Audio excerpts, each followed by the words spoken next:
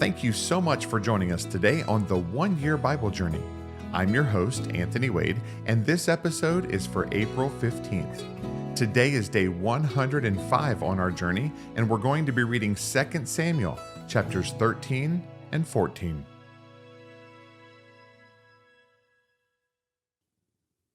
Second Samuel chapter 13. After this, Absalom, the son of David, had a lovely sister whose name was Tamar, and Amnon, the son of David, loved her. Amnon was so distressed over his sister Tamar that he became sick, for she was a virgin, and it was improper for Amnon to do anything to her. But Amnon had a friend whose name was Jonadab, the son of Shimeah, David's brother. Now Jonadab was a very crafty man. And he said to him, "Why are you, the king's son, becoming thinner day after day? Will you not tell me?"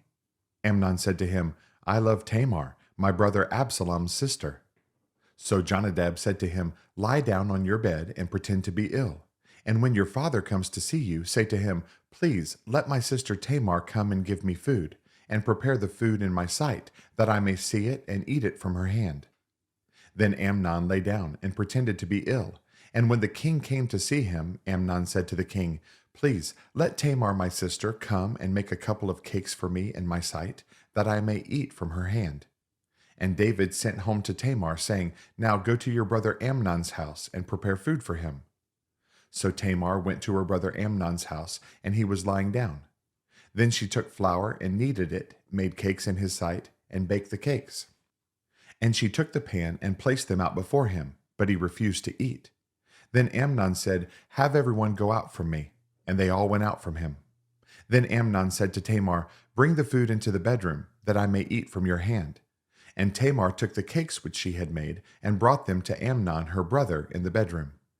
Now when she had brought them to him to eat, he took hold of her, and said to her, "Come, lie with me, my sister."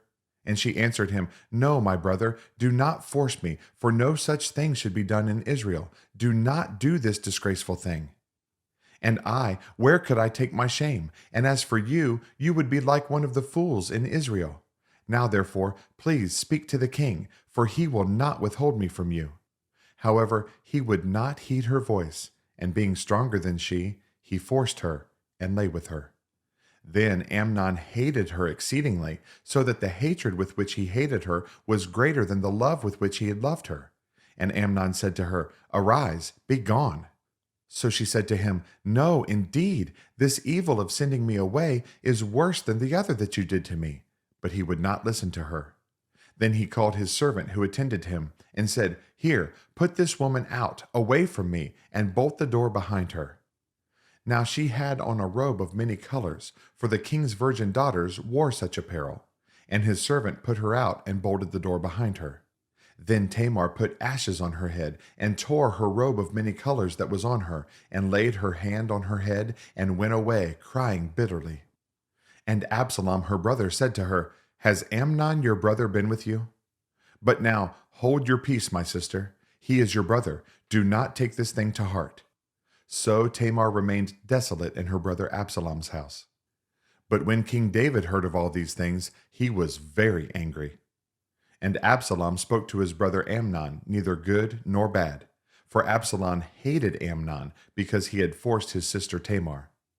And it came to pass, after 2 full years, that Absalom had sheep shearers in Baal Hazor, which is near Ephraim.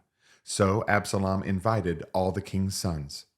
Then Absalom came to the king and said, "Kindly note, your servant has sheep shearers. Please, let the king and his servants go with your servant." But the king said to Absalom, "No, my son, let us not all go now, lest we be a burden to you." Then he urged him, but he would not go, and he blessed him. Then Absalom said, "If not, please let my brother Amnon go with us." And the king said to him, "Why should he go with you?" But Absalom urged him, so he let Amnon and all the king's sons go with him. Now Absalom had commanded his servants, saying, "Watch now, when Amnon's heart is merry with wine, and when I say to you, 'Strike Amnon,' then kill him. Do not be afraid. Have I not commanded you? Be courageous and valiant." So the servants of Absalom did to Amnon as Absalom had commanded. Then all the king's sons arose, and each one got on his mule and fled. And it came to pass while they were on the way that news came to David, saying, Absalom has killed all the king's sons, and not one of them is left. So the king arose and tore his garments and lay on the ground, and all his servants stood by with their clothes torn. Then Jonadab, the son of Shimeah, David's brother, answered and said, Let not my lord suppose they have killed all the young men, the king's sons, for only Amnon is dead. For by the command of Absalom this has been determined, from the day that he forced his sister Tamar. Now therefore, let not my lord the king take the thing to his heart, to think that all the king's sons are dead, for only Amnon is dead.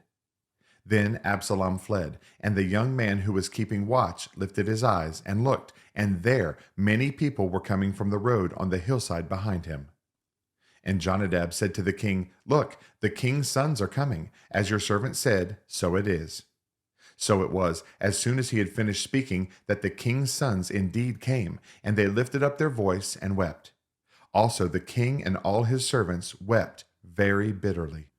But Absalom fled, and went to Talmai, the son of Ammihud, king of Geshur. And David mourned for his son every day. So Absalom fled, and went to Geshur, and was there 3 years. And King David longed to go to Absalom, for he had been comforted concerning Amnon, because he was dead. 2 Samuel chapter 14. So Joab the son of Zeruiah perceived that the king's heart was concerned about Absalom.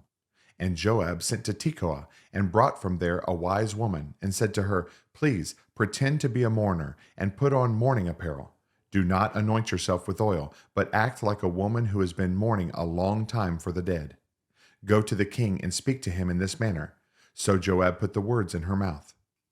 And when the woman of Tekoa spoke to the king, she fell on her face to the ground, and prostrated herself, and said, Help, O king!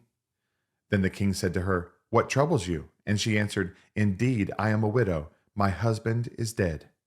Now your maidservant had 2 sons, and the 2 fought with each other in the field. And there was no one to part them. But the one struck the other and killed him.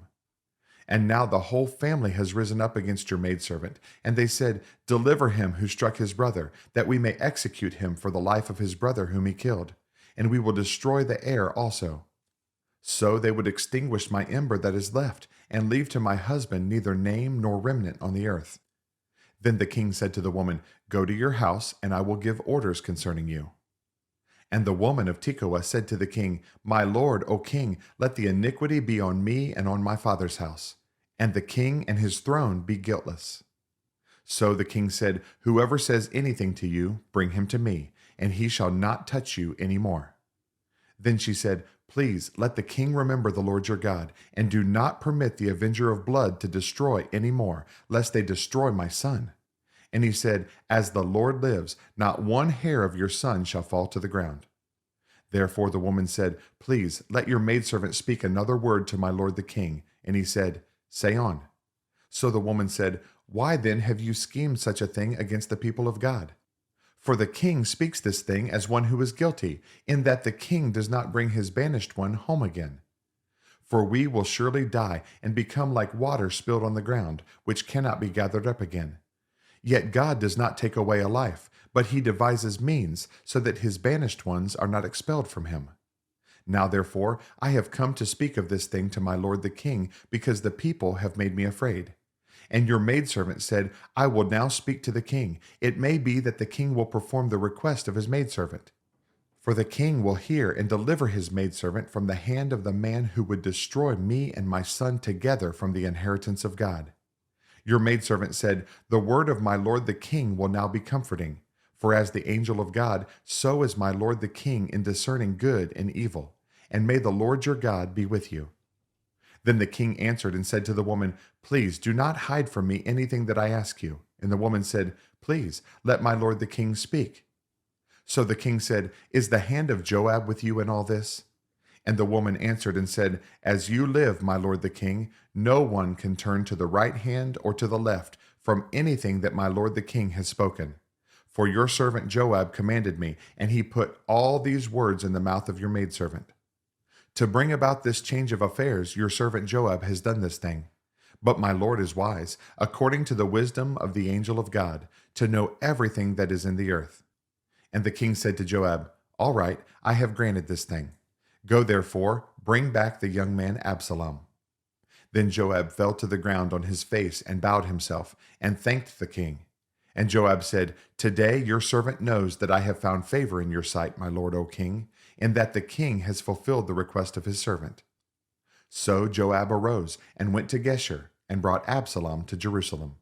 And the king said, Let him return to his own house, but do not let him see my face. So Absalom returned to his own house, but did not see the king's face. Now in all Israel there was no one who was praised as much as Absalom for his good looks. From the sole of his foot to the crown of his head there was no blemish in him. And when he cut the hair of his head, at the end of every year he cut it, because it was heavy on him. When he cut it, he weighed the hair of his head at 200 shekels, according to the king's standard. To Absalom were born 3 sons, and 1 daughter whose name was Tamar. She was a woman of beautiful appearance, and Absalom dwelt 2 full years in Jerusalem, but did not see the king's face. Therefore Absalom sent for Joab to send him to the king, but he would not come to him. And when he sent again the second time, he would not come. So he said to his servants, See, Joab's field is near mine, and he has barley there. Go and set it on fire. And Absalom's servants set the field on fire. Then Joab arose and came to Absalom's house and said to him, Why have your servants set my field on fire? And Absalom answered Joab, Look, I sent to you, saying, Come here so that I may send you to the king, to say, Why have I come from Geshur? It would be better for me to be there still. Now therefore let me see the king's face, but if there is iniquity in me, let him execute me. So Joab went to the king and told him. And when he had called for Absalom, he came to the king and bowed himself on his face to the ground before the king. Then the king kissed Absalom. Thanks again for joining us on this amazing journey through the Bible. For additional resources to help you grow in your walk of faith, please visit our website at anthonywade.org. Have a blessed day, and remember that Jesus is Lord and you are complete in Him.